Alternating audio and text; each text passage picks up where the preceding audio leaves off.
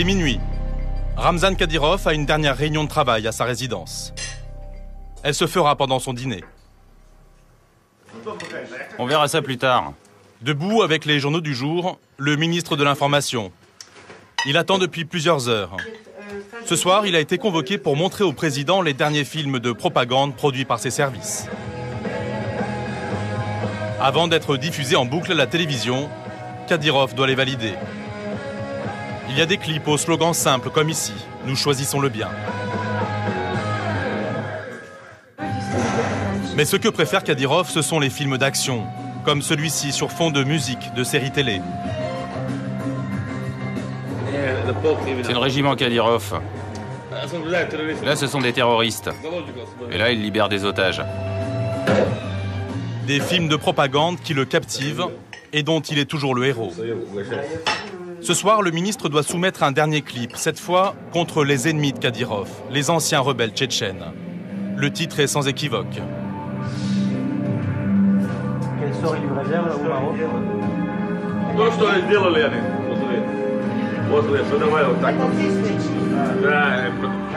Voilà comment c'était avec l'équipe de Masradov, de Bassaïev.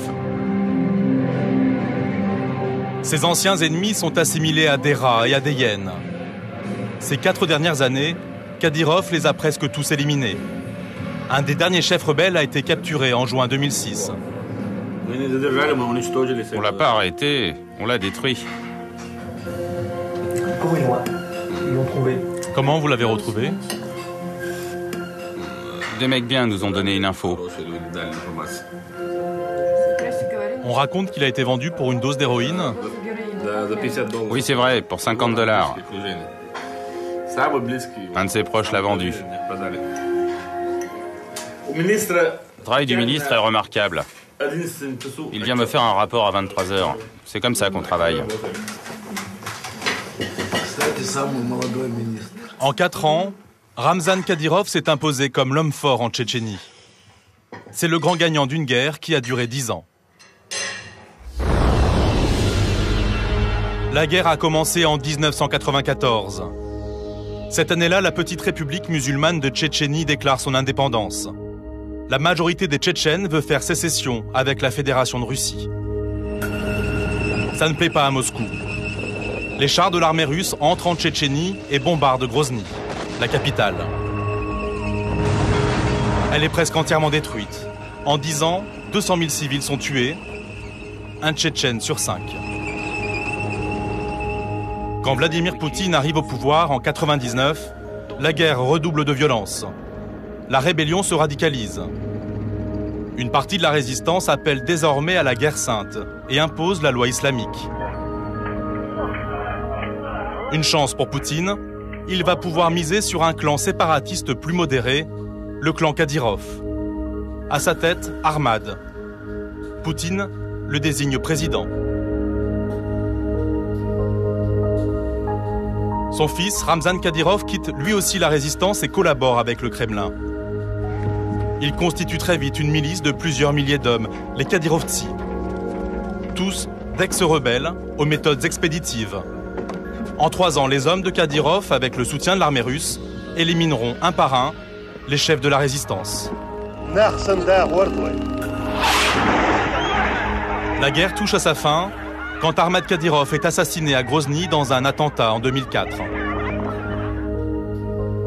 Sur la tombe du président assassiné, Vladimir Poutine désigne Ramzan Kadyrov comme le nouvel homme fort de Tchétchénie. Le 2 mars 2007, il devient officiellement président. Vladimir Poutine lui a donné les pleins pouvoirs. Depuis, Ramzan Kadyrov règne en maître absolu.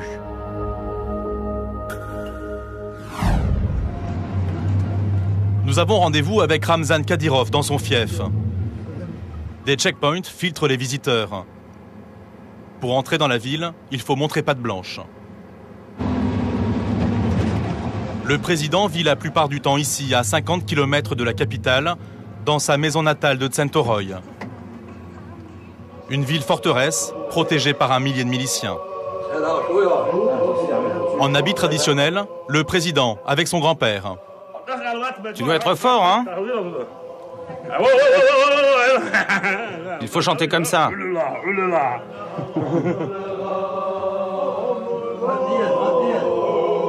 C'est jeudi soir, le soir de la cérémonie du Zikr.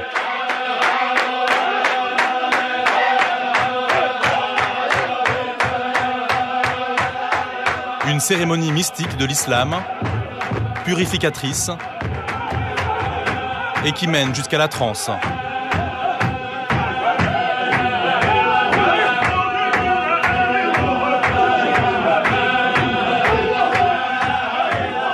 Pour Kadyrov et ses proches, c'est aussi une fête en hommage à son père, l'ancien président assassiné. Changement de tenue pour le président. Le soir, dans son fief, loin de la capitale, et entouré de son clan, c'est le treillis qu'il préfère.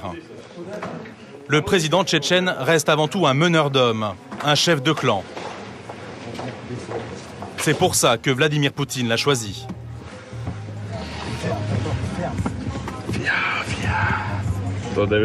Vladimir Poutine a accordé toute sa confiance à notre peuple, à l'équipe Kadyrov et à moi-même. Alors qu'il soit à l'avenir président ou pas, je ferai tout ce qu'il me demande. Parole de Ramzan Kadyrov.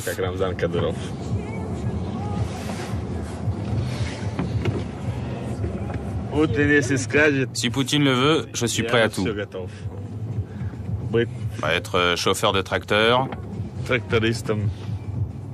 menuisier, tout ce que Poutine voudra. Je lui dois énormément. Ramzan Kadyrov n'était pas vraiment destiné à devenir président.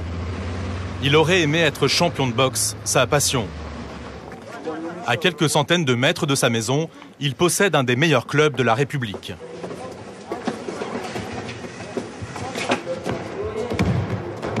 Une centaine de jeunes sportifs s'entraînent plusieurs fois par jour à tous les arts martiaux.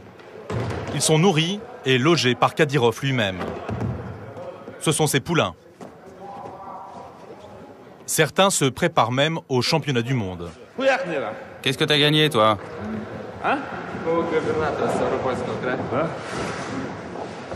Allez, commence, vas-y, commence. Montre-nous.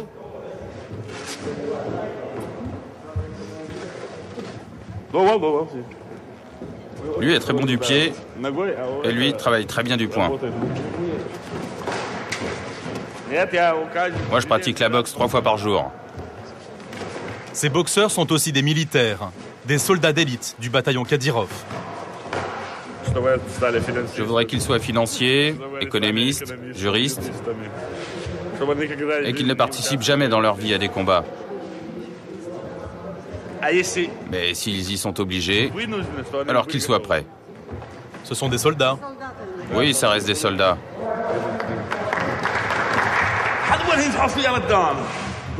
Pour les jeunes Tchétchènes, l'armée est une valeur refuge. T'as l'air fatigué. Tu respires? Comme ça? Le président Ramzan Kadyrov couvre ses soldats. Il les paie 5 fois plus que l'État ne donne aux enseignants. Les forces armées restent le fleuron du régime. Elles ont des moyens et du pouvoir. C'est une des maisons les mieux gardées de Tchétchénie.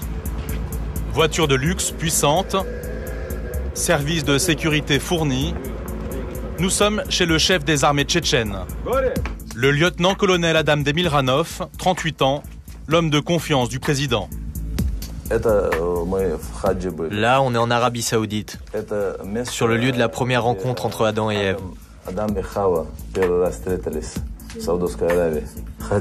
On faisait le pèlerinage de la Mecque. Adam Demilranov et son cousin Ramzan Kadyrov ont combattu ensemble, dans le maquis puis dans les rues de Grozny. D'abord contre l'entrée des chars russes, avant de passer du côté de Moscou et de devenir des héros russes.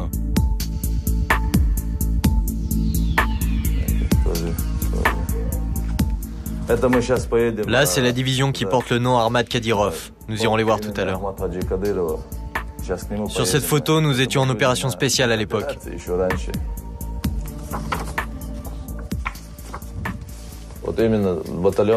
La plupart des hommes de ces bataillons de l'armée sont d'anciens rebelles.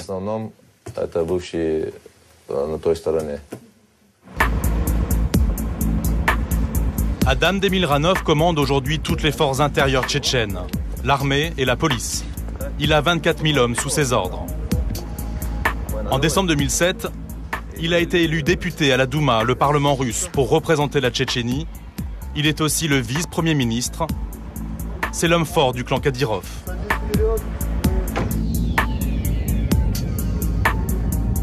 L'homme contrôle tout, y compris son image.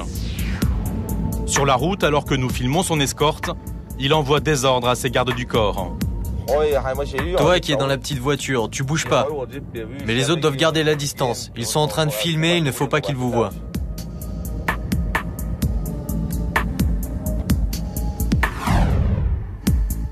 Un peu plus tard, Adam Demilranov doit encore arranger un dernier détail. Vous êtes prêts? La visite du bataillon qu'il veut nous montrer n'est pas tout à fait réglée.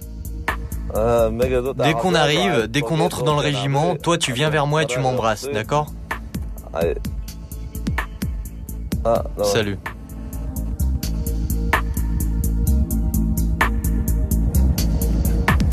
Nous arrivons au bataillon Armad Kadyrov.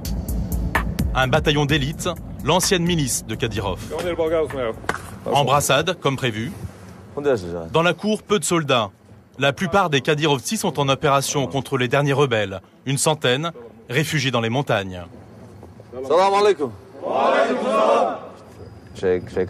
Il faut continuer comme ça. Vous faites du bon travail. Continuez de suivre les ordres de vos officiers. Nous allons continuer à faire tout ce que le président demande. Merci.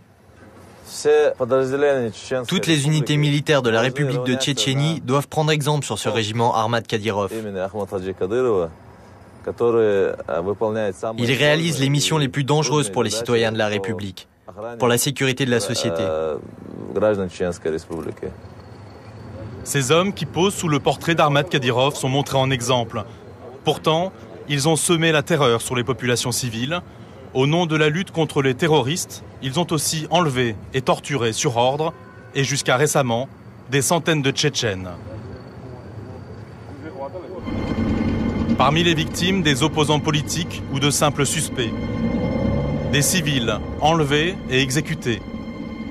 Pour récupérer les corps, les familles devaient parfois payer aux Kadyrovtsi jusqu'à 3 000 €. Une fortune et un marché macabre. À Moscou, une association des droits de l'homme en tient le registre. Nous sommes au siège de Mémorial. Déjà nominée pour le prix Nobel de la paix, elle a obtenu plusieurs prix internationaux pour son travail en Tchétchénie. Oleg Orlov est le président de l'ONG.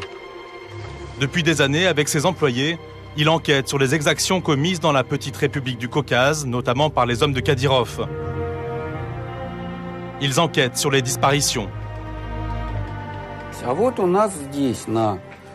Ici, on voit sur notre site internet une liste complète avec les noms des disparus, dans l'ordre alphabétique. Pour la seule lettre A en rouge, plus de 150 noms de disparus. Pour chacun des cas, le nom, l'année de naissance et les circonstances de la disparition sont soigneusement consignés. Ces 5 dernières années, Mémorial a répertorié 2027 enlèvements. À ce jour, la moitié sont encore portés disparus. Quand je dis enlevés ou disparus, je ne veux pas dire qu'ils ont été enlevés par des bandits. Tous les cas que nous enregistrons sont validés par des témoignages. Et nous ne retenons que les cas de personnes qui sont enlevées par les forces armées de l'État, c'est-à-dire la milice, la police, les militaires ou le FSB, les services secrets. Malgré la fin de la guerre, Mémorial a enregistré en 2007 de nouveaux cas d'enlèvement, 32 au total. Cette machine est toujours là, cette machine d'organisation des enlèvements des gens. Toutes les personnes qui s'occupaient des enlèvements, les gens qui enlevaient et torturaient, qui organisaient les prisons illégales, ces gens se trouvent maintenant dans les hautes fonctions du pouvoir de la République tchétchène. Qui sont les hommes derrière cette machine? Ramzan Kadyrov. Ça ne suffit pas pour vous? Adam Demilranov est-il aussi impliqué dans tout ça? Oleg Orlov pèse ses mots. Ces enquêtes sont risquées.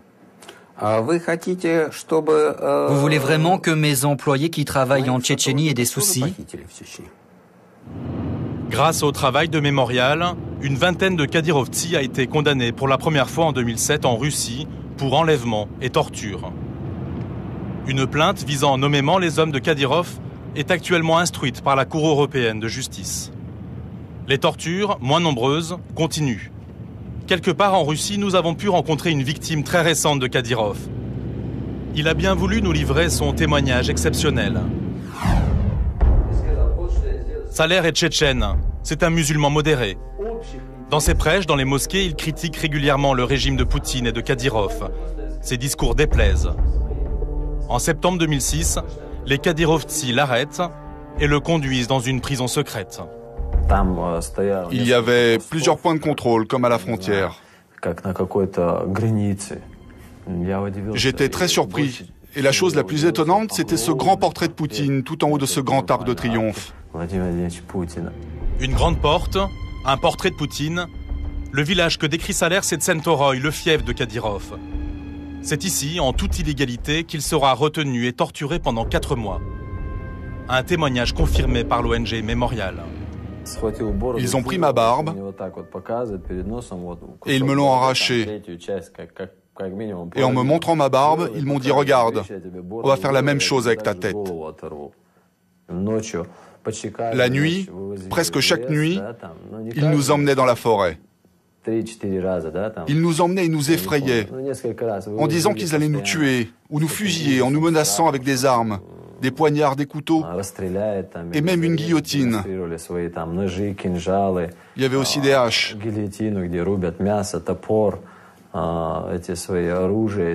C'est pire que quand on te bat physiquement. Ces menaces de mort sont la plus horrible des tortures que nous subissions chaque jour.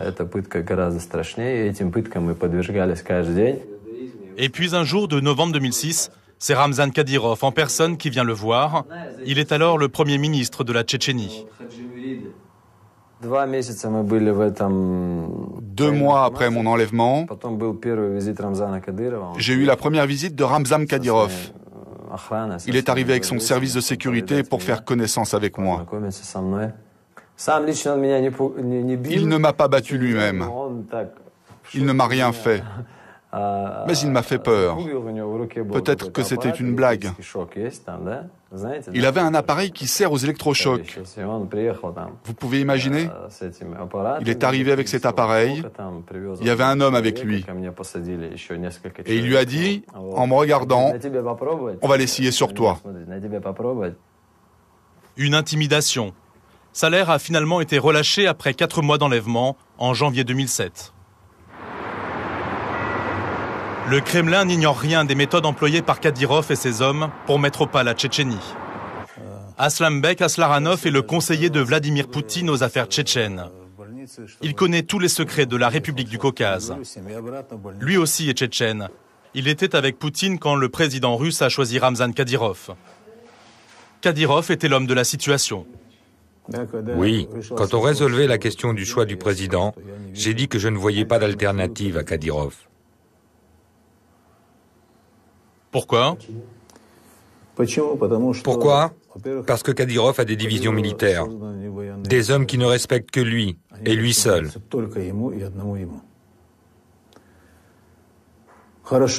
Par ailleurs, tout le monde connaît Kadyrov en Tchétchénie. En bien ou en mal, tout le monde parle de lui.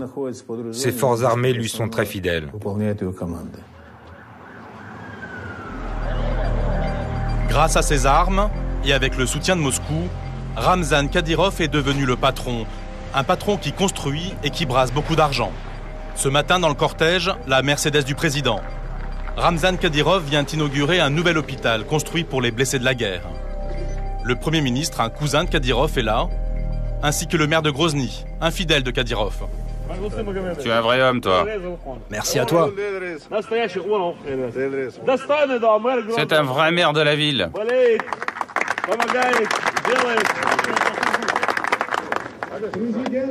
Saluez notre président de la République tchétchène, Ramzan Kadyrov. Curieusement, et malgré la présence d'un aréopage d'officiels, cet hôpital et son fonctionnement ne sont pas financés ni par la ville, ni par l'État. Pour cet hôpital, nous avons reçu des aides de mécènes et aussi de la fondation. Tout ça coûte cher. Est-ce que vous avez de l'argent? Oui, de l'argent, on en a. Kadyrov a des moyens considérables.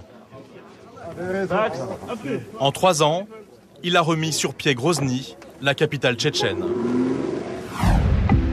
Voilà à quoi ressemblait la ville après 10 ans de guerre. 8 immeubles sur 10 étaient éventrés. L'avenue Lénine n'avait pas été épargnée non plus par les chars russes.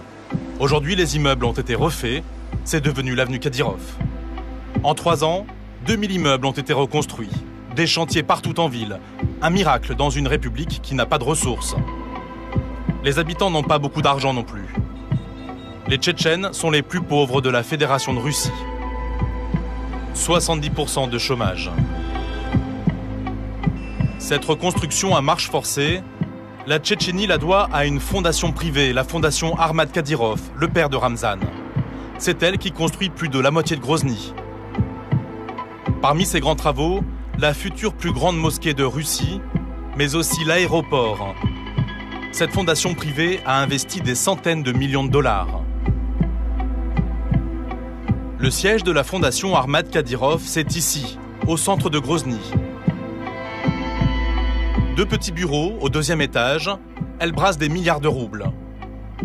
D'où vient l'argent de la fondation, qui en contrôle la gestion? Nos demandes d'interview ont toutes été refusées.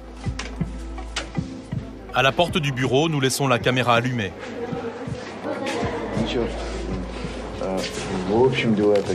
Je viens d'avoir des consignes. Toutes les informations sur les finances sont confidentielles. Et je ne suis donc pas autorisé à vous en parler. L'attaché de presse nous laisse finalement entrer. C'est l'homme assis au fond. Nous lui demandons à nouveau d'où vient l'argent de la fondation. Nous n'avons pas cette information. Non, nous n'avons pas ce genre d'information. C'est une information secrète? Je pense que oui.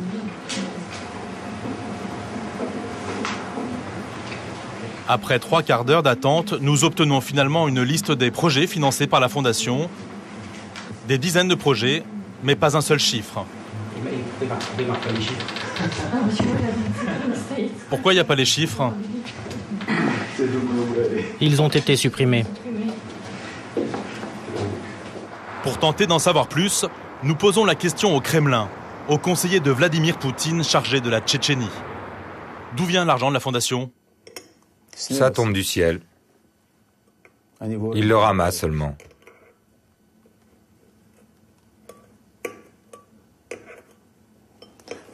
Moi aussi, je me pose des questions. Comment un simple employé devient milliardaire?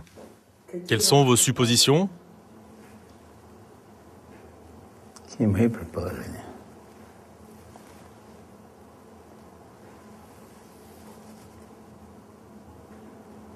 Est-ce que c'est impossible d'en parler?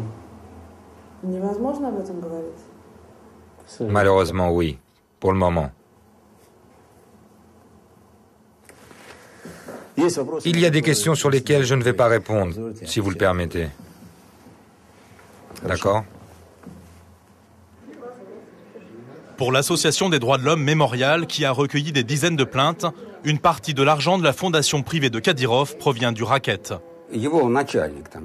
Les supérieurs, comme les directeurs d'école, les chefs de la poste, disent à leurs employés « Ce mois-ci, vous devez donner un pourcentage de votre salaire, 10% ou 30%, ou parfois même tout le salaire. C'est soit pour une œuvre de bienfaisance, soit pour la reconstruction de Grozny, ou pour les orphelinats.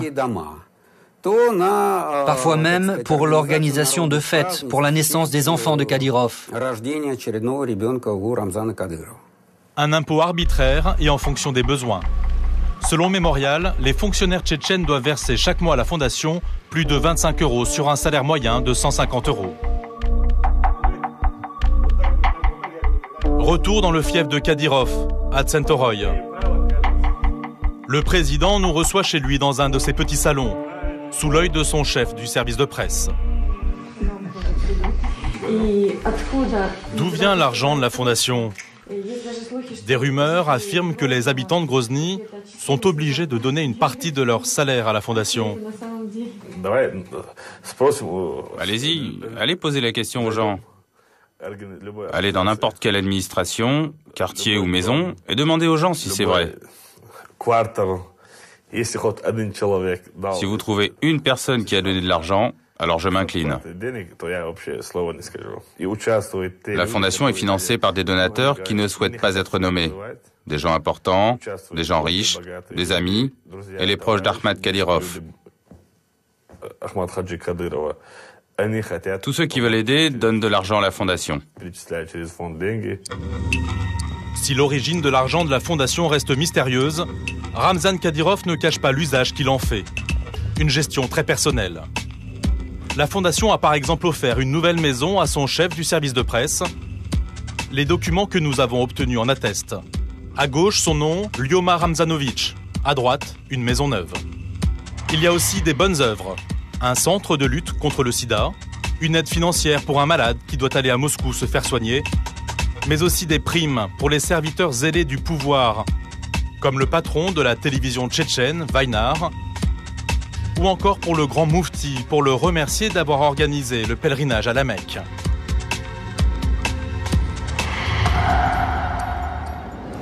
Des dépenses à la discrétion du président.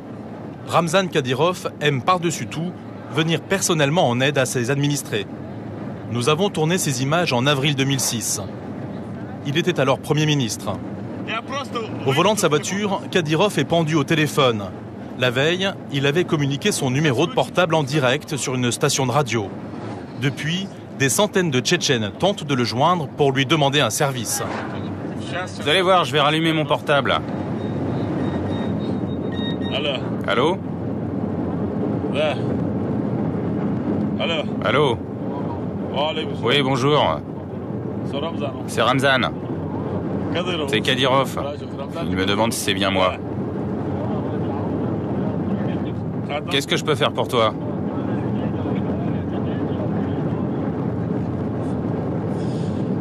Téléphone-nous demain. Regarde, il y en a encore 3 qui attendent. Oui. Allô Ramzan, bonjour. Au téléphone, une auditrice tente sa chance. J'ai essayé de te voir plusieurs fois, mais je n'ai pas réussi. Il y a une permanence la semaine prochaine. Viens là-bas, dans le bâtiment du gouvernement, mercredi prochain.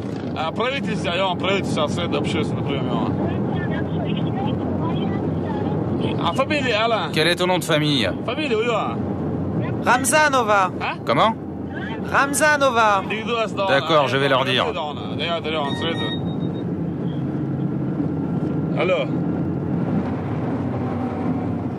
Ce jour-là, il nous conduisait sur l'un des plus gros chantiers en cours de la fondation Ahmad Kadyrov.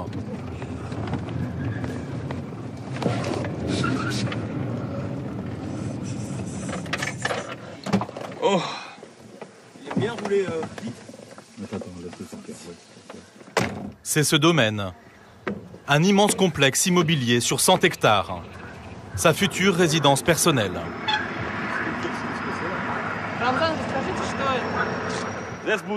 Ici, il y aura un lac.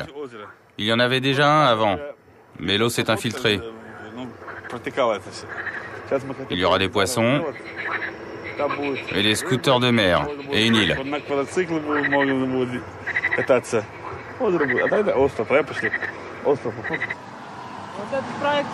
Ramzan, qui finance tout ça ? L'argent vient de la fondation et un peu du gouvernement.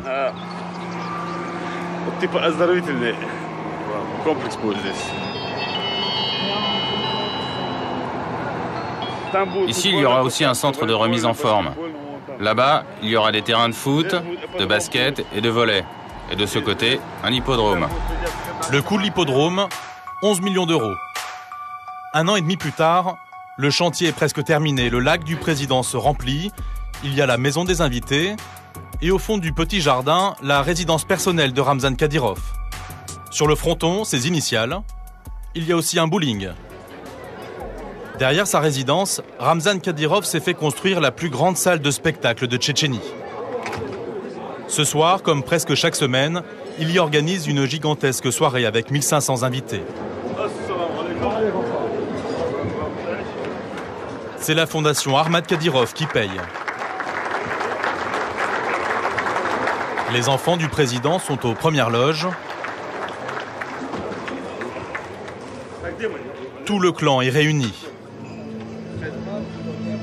Le chef des Kadyrovtsi, Adam Demilranov, ainsi que le maire de Grozny. Pour ouvrir la soirée, un clip sur le président. Le fan de boxe est aussi ceinture noire de karaté. Ce soir, Ramzan Kadyrov a décidé de récompenser les meilleurs sportifs de Tchétchénie. Ils sont une trentaine, invités à monter sur scène comme ce champion de boxe. Le déplacement en vaut la peine. Ils en redescendent avec des enveloppes bien garnies, du cash.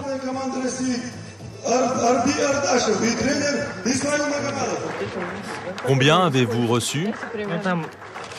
Comme ça, au toucher, il y a 300 000 roubles. L'équivalent de 10 000 €, un cadeau de la fondation. J'ai beaucoup d'estime pour Kadyrov, parce que chaque sportif qu'on récompense aujourd'hui est le fruit d'un investissement personnel du président. Parce qu'il surveille notre sport de près, et parce qu'il s'entretient très souvent avec nous. Grâce à ça, on a eu de bons résultats très vite. Ramzan, c'est le meilleur. Pour animer la soirée, Ramzan Kadyrov a sorti le grand jeu. Des vedettes venues de Moscou par avion spécial, un plateau de choix. L'animateur est une star de la télévision russe. Il s'appelle Sergei Zverev. C'est le roi du glamour. À Moscou, c'est impossible de faire ça. Ce qui se passe ici ce soir, c'est ce qu'on fait de mieux au monde. Nous, on vient toutes les semaines et à chaque fois, on voit quelque chose de nouveau ici. Tout le top 50 russe défile. Cette chanteuse, par exemple, Sabrina, une ancienne mannequin, et surtout la finaliste de la Star Academy russe.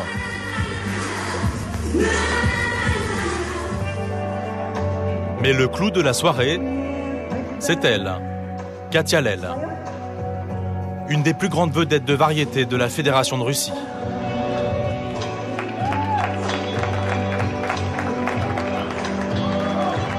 Le président a droit à une spéciale dédicace.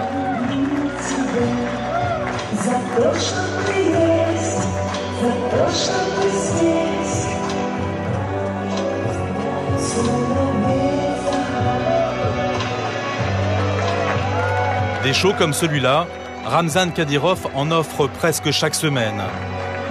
C'est l'image qu'il aime donner de la Tchétchénie. Une république idéale. Venez, maintenant nous allons vous montrer nos cellules, et vous verrez qu'il n'y a personne d'enfermé. Nous sommes au commissariat de Grozny. Des cellules toutes neuves et toutes vides. Un monde idéal. La criminalité a disparu chez nous. Il n'y a personne enfermé. Et vous pensez qu'il y aura des prisonniers un jour ici? Qui sait? Dieu nous en garde. On va travailler en amont, on va faire de la prévention pour ne pas en avoir.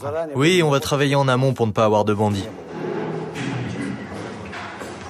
C'est la meilleure république dans le Caucase du Nord. Ici, il n'y a pas de crime, et pas de crime en bande organisée. Donc nous menons un travail très important avec la population. Et ces derniers temps, on peut dire honnêtement que la criminalité est quasi nulle. Des cellules du commissariat qui tournent officiellement en ralenti, la propagande est une des marques de fabrique du régime tchétchène. Ramzan Kadyrov exerce un contrôle total de son image et de celle de son pays.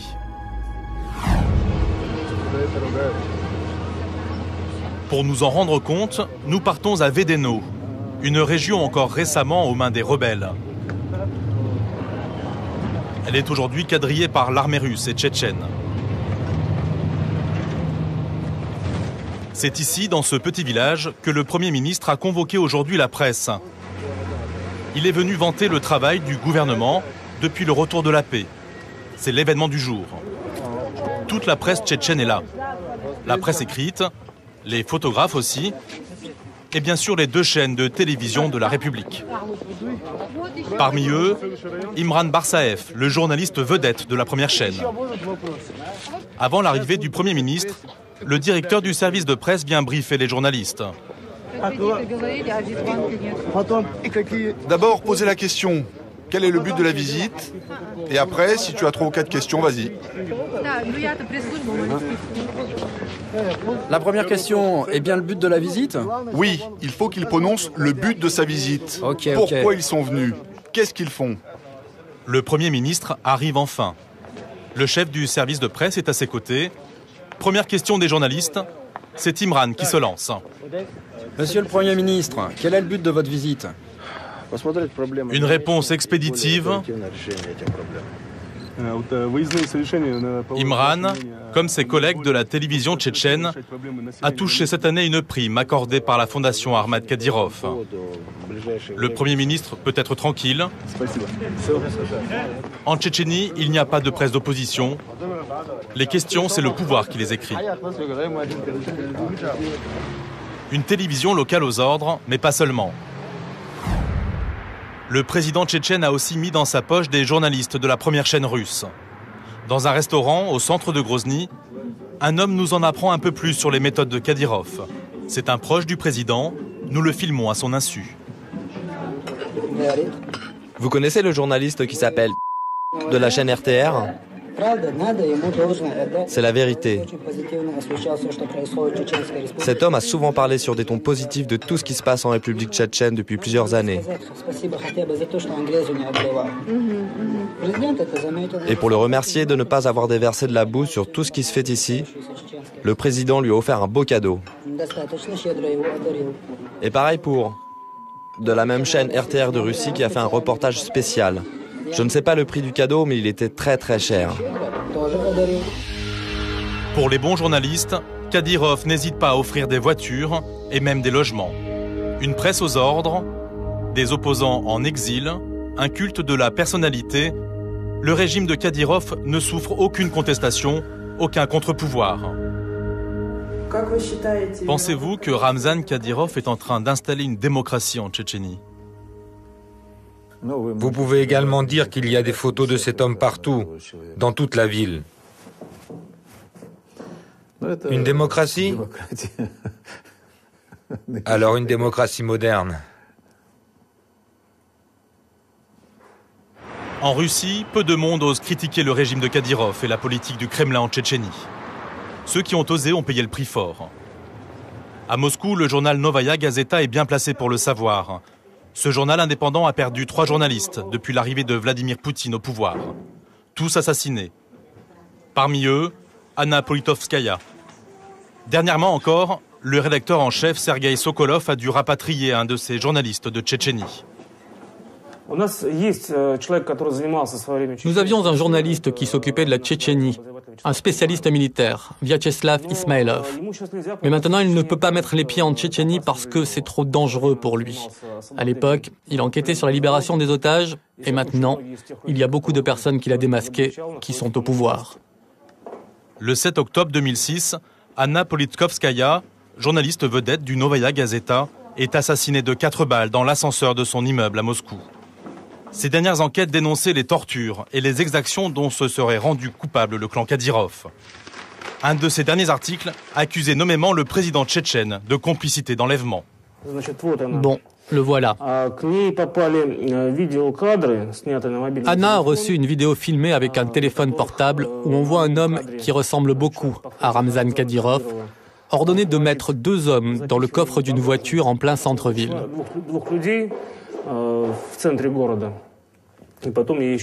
Anna recevait beaucoup d'autres vidéos qu'elle décrivait dans ses articles. Cette vidéo accusatrice, Sergueï Novikov a bien voulu nous la montrer. On y voit des hommes en treillis, et au milieu, Ramzan Kadyrov. Puis 2 hommes en uniforme sont pris à partie, tabassés et jetés dans le coffre d'une voiture.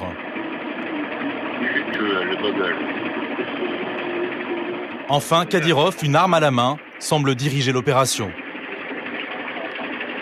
Après la diffusion de ces images, Ramzan Kadyrov a affirmé que les 2 hommes molestés étaient des policiers ivres.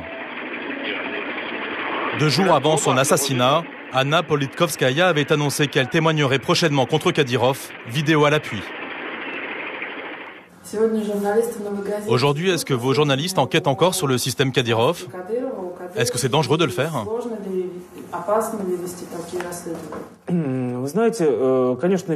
Oui, bien sûr qu'ils font des enquêtes, mais moins actifs qu'avant.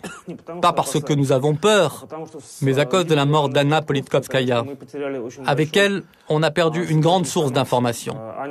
Anna était une personne très informée sur cette question. 1 an et demi après l'assassinat toujours impuni d'Anna Politkovskaya, il ne fait toujours pas bon d'écrire librement sur la Tchétchénie dans les médias russes. Un homme en a fait l'amère expérience. Nous nous rendons à 400 km de Moscou, dans la ville de Rybinsk. Nous retrouvons Andrei Novikov. Il est journaliste. Il sort d'un enfer qui a duré 1 an. 8e jour à l'asile. C'est toujours insupportable. Je ne peux pas m'y habituer. Pourquoi le pouvoir m'a jeté ici? Quel sens a ma présence ici? On m'a jeté là comme si on m'avait brisé la nuque avec un gros bâton. J'ai écrit tout ça sous l'effet des médicaments. Parfois ça a un sens, parfois c'est juste des notes sur ce qui se passe dans moi. J'écrivais pour ne pas devenir fou, pour qu'il y ait du mouvement. Andrei Novikov vient tout juste de sortir d'1 an d'internement forcé en hôpital psychiatrique. Il n'était pas fou, mais il écrivait régulièrement pour le site internet Tchétchène Press, un site d'information qui n'hésite pas à critiquer le régime de Kadyrov et la politique de Moscou en Tchétchénie. Dans un de ses derniers articles, il s'en prenait à tous les Kadyrovtsi de Russie qu'il assimilait à des larbins et à de la racaille. Le 5 décembre 2006, la police contre le crime organisé vient l'arrêter chez lui. Un juge l'inculpe pour appel à l'action extrémiste. Le lendemain, j'ai été envoyé dans le département de justice de l'hôpital psychiatrique de Yaroslav, où je suis resté d'abord 43 jours. En février 2007, le journaliste sera transféré ici, à l'hôpital psychiatrique de Rybinsk. Derrière cette porte, il sera retenu pendant plus de 10 mois. Pas de promenade, des fenêtres condamnées, des infirmiers brutaux et des drogues tous les jours.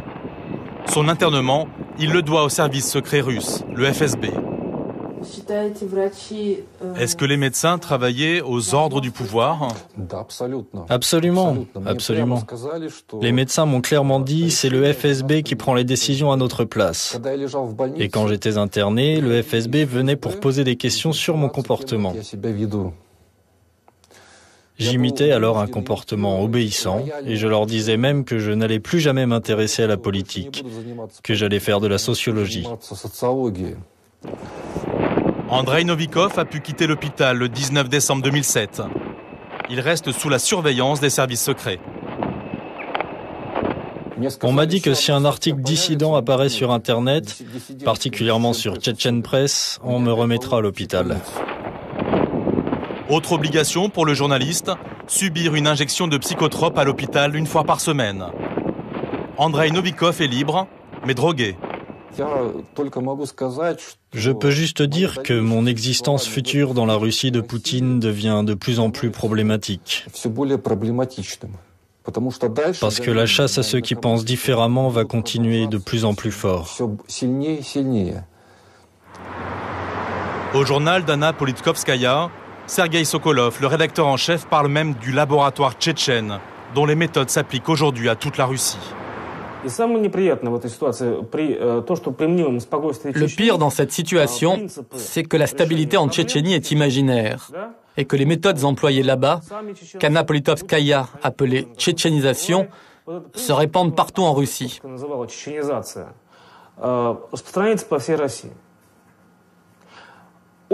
Beaucoup de policiers et militaires qui étaient en Tchétchénie pratiquent aujourd'hui, dans chaque ville et chaque région de Russie, la méthode forte qu'ils ont apprise là-bas.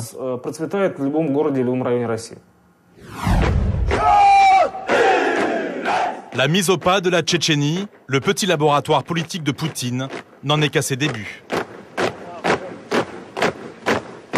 Ce soir, Ramzan Kadyrov a tenu à nous montrer son bataillon personnel.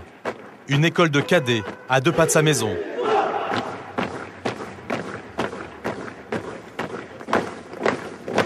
200 adolescents, beaucoup sont des orphelins de guerre. Ici, ils sont nourris, logés, pas par l'État, mais sur la cassette personnelle de la fondation Ahmad Kadyrov. Une milice, la relève des Kadyrovtsi. Camarade président, il n'y a rien à signaler. Au rapport, le chef du bataillon du Caucase.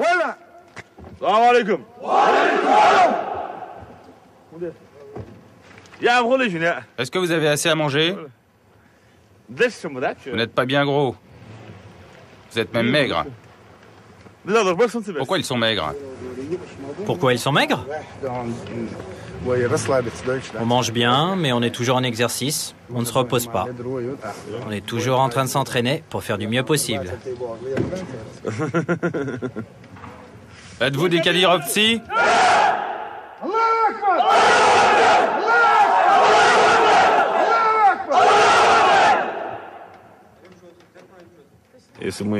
Si on ne nourrit pas notre armée, on va nourrir l'armée de notre ennemi.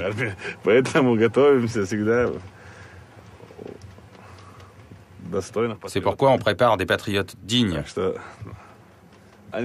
N'importe lequel d'entre eux est prêt pour n'importe quelle mission spéciale.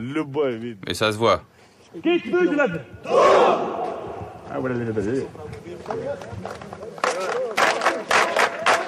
Aux élections législatives de décembre 2007, le parti de Poutine, Russie Unie, a obtenu 99,2% des voix en Tchétchénie.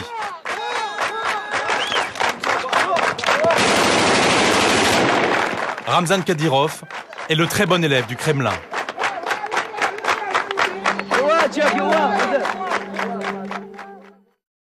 Voilà, c'est fini pour ce soir et pour la Russie. La semaine prochaine, on part plein ouest. Direction les États-Unis. On va s'occuper du problème des obèses, ou plus exactement du business qui vient de s'installer autour des obèses. Des voitures. Lourd. Ouais, du lourd. Des voitures plus larges, des ceintures plus grandes, des serviettes. Enfin, il y a plein de choses, vous verrez. C'est le business des gros la semaine prochaine. D'ici là. Bonne semaine. Ciao.